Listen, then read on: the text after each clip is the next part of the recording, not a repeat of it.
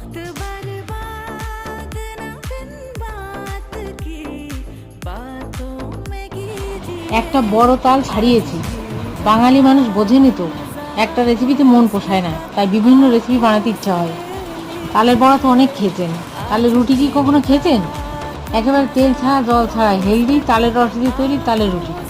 তাহলে চলুন তালের রুটি বানিয়ে ফেলা যাক। প্রথমে তালের পাল্প ভালো করে ফুটিয়ে বেশ ঘন করে নিন। 1 কাপ আটা, একটু সামান্য নুন আর তৈরি করে রাখা তালের পাল্প প্রয়োজন মতো দিয়ে আটা মেখে নিন। এবার রুটি বেলনার সাহায্যে বেলে নিন। গ্যাসে রুটি করা তাওয়া গরম করে একটা করে রুটি এপিট ওপিট করে ভেজে নেওয়ার পর সেঁকে নিন। দেখলেন তো কত সহজে তৈরি হয়ে গেল তালের রুটি। এবার ঘন করে রাখা এক বাটি তালের সাথে গরম গরম পরিবেশন করুন তাল দিয়ে তালের রুটি। ভালো লাগলে অবশ্যই জানাবেন কেমন লাগলো।